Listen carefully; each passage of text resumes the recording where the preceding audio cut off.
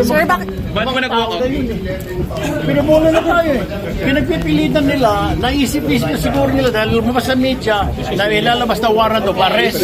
O, para makaboto yung mga yun na makukulong, kung sino man yun, para makaboto sila, kung nakakulong man sila. Kasi common sense, hindi naman tayo tanga, journalist tayo, di ba? Yes. Common sense. Yes, sir. BS. O ano mga rules. Sir, paano po yun? Paano yun, sir? Paano yun, sir? Ano hindi na magkaroon ng boto? We just woke up. No, because we will not be part of this. It's a travesty of our rules, of the Senate rules. Hindi kami papayag sa mga Niloloko tayo. Ano Hindi sila pwedeng magboto ngayon, sir. Niloloko Hindi tayo. sila pwedeng magbasa ng motion ngayon, sir. Sir, hindi sila pwede magbotohan. Sir, paano ba yun? violation of the rules. Because they are disobeying our rules. Sino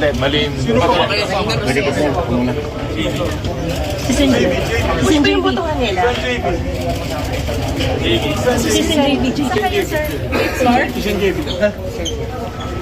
Sir, sa kayo ngayon. Sir, paano yun? Hindi pwede magbotohan kasi wala silang quorum. Wala silang quorum. We have no quorum.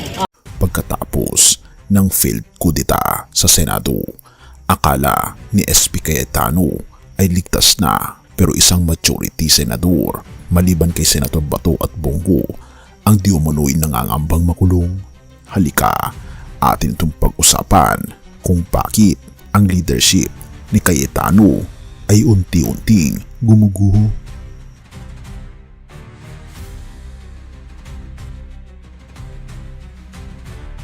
Ang matinding numbers game, pamunuan sa Senado, gumuguho nga ba? Kawikaan 16 verse 11, ang tapat na timbangan at mga manimbang ay sa Panginoon.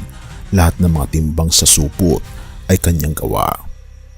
Akala ng marami ay tuluyan ng nasiguro ni Senate President Alan Peter Cayetano ang kanyang pwesto matapos niyang malagpasan ang mga usap-usapan tungkol sa isang kudeta sa liderato.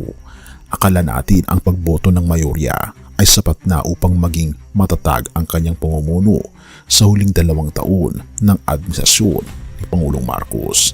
Pero habang humuhupa ang ingay ng nakaraang botohan, isang mas malakas at mas malalim na krisis ang umuusbong mula sa mga seryosong legal na usapin na nagbabantang magpahina sa mismong puwersa ng kanyang koalisyon.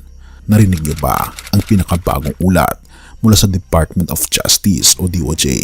Dahil formal ng hiniling ng DOJ sa Office of the Ombudsman ang paghahain ng mga kasong plunder at graft laban sa isa sa mga pangunahing kaalyado sa mayorya.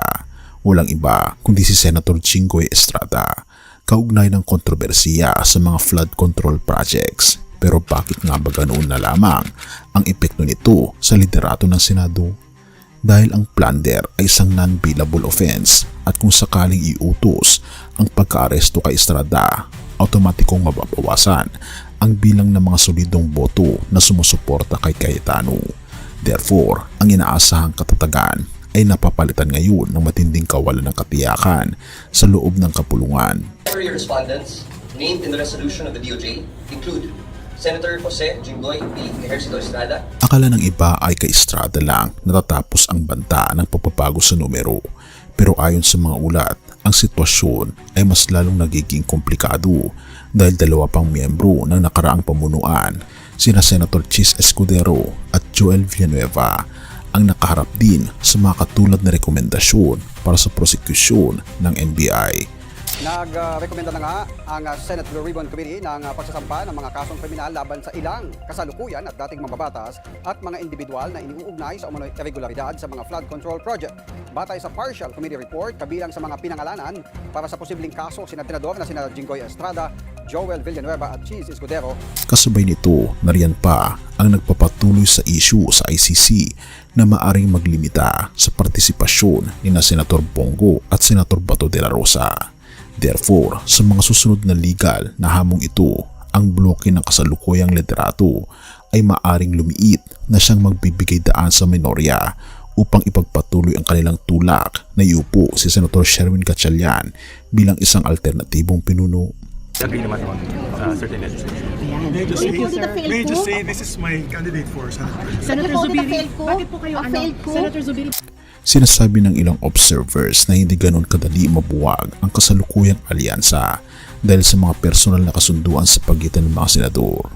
Pero ang planong pagbabago ay nagkakaroon din ng mga sariling balakid dahil sa magkakaibang interes, tulad ng mga ulat na nais pa rin ng ilang mababatas na mapanatili ang kanilang sariling impluensya o muling makuha ang pinakamataas na posisyon.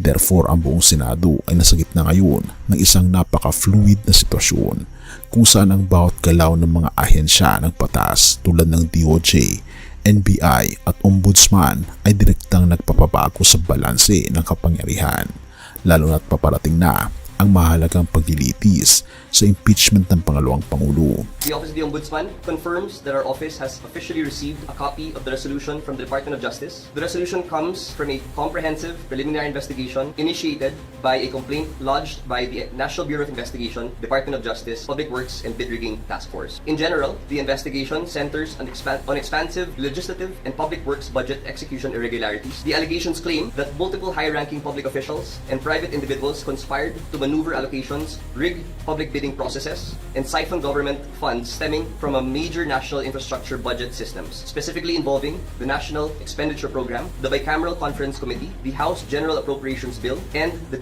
General Appropriations Act for fiscal year 2025. Habang patuloy na nagbabago ang kalkulasyon sa loob ng Senado, ang mga institusyonal na proseso ay patuloy na umuusad sa ilalim ng matinding pagsusuri ng publiko. Akala mo ba ay tapos na ang usapin sa kung sino ang may hawak ng timbangan ng kapangyarihan? Pero habang lumalalim ang mga investigasyon at lumalabas ang mga formal na sakdal, ang tanong na lang na naiiwan ay ito: sa oras na magsimula ang mga legal na pag-aresto at paglilitis, kakayanin pa kaya ng kasalukuyang pamunuan na panatilihin ang mayorya o tuluyan ng magbabago ang takbo ng kasaysayan sa Senado? Have mercy, O God. Kaibigan, sa pagmamasid natin sa mga kaganapan sa ating pamahalaan, malinaw nating makikita na ang kapangyarihan, posisyon at mga alyansa ng tao ay parang buhangin na madaling tangay ng hangin. Ang mga taong akala natin ay nakuupo sa matatag na pwesto ay maaari palang mayanig sa isang saglit lamang dahil sa mga nakarang isyu at bigat ng batas. Kung ang mga pinuno ng bansa ay di makasiguro sa kanilang bukas, saan ka pa kukuha ng sarili mong katatagan? Pero may isang pundasyon na hindi kailanman magbabago, magigiba o mayiyanig ng anumang bagyo o hatol ng mundong ito, kaibigan. Walang iba kundi ang ating Panginoong Hesus. Sa kanya walang numbers game o interes ng tao.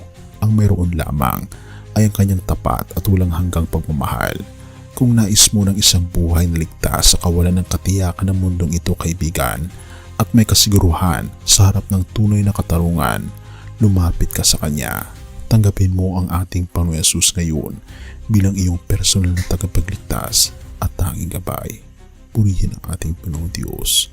Mateo 24 verse 35, sapagkat ang langit at ang lupa ay lilipas, tatapwat ang aking mga salita ay hindi lilipas kailanman.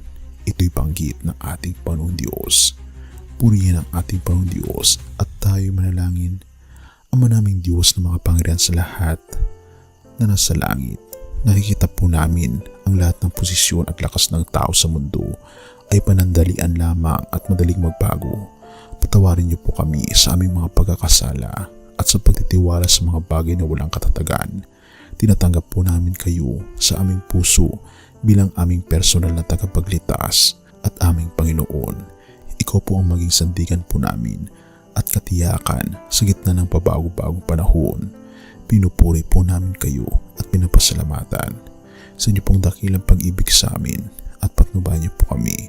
Patnubayan po ang aming bansa, ang lahat ng liderato at mga aming Pilipino sa matamis na pangalan ng aming Panginoon Hesus. Patawarin po kami sa lahat ng aming pagkukulang at pagkasala. At salamat po sa pagdinig ng aming mga panalangin, sapagkat hinihiling po namin ito alang-alang sa matamis na pangalan ng aming Panginoon Hesus. Amen. Bago natin ipagpatuloy, kaibigan, siya nga pala ang Great Controversy na isa sa mga pinakakontrobersyal na libro dahil tumutukoy ito sa mga propesiya sa libro ng Daniel at Revelation na nagaganap na sa panahon natin ngayon bago ang pagdating ng ating Panginoong Diyos ay pinamimigay na namin ng libre sa pamamagitan ng PDF. At ito ay nasa limited lamang na panahon kaya i-click mo sa description sa baba upang ma-avail mo kaibigan ang napaka-importanteng libro ito na magbubukas sa iyo sa mas maliwanag mong hinaharap.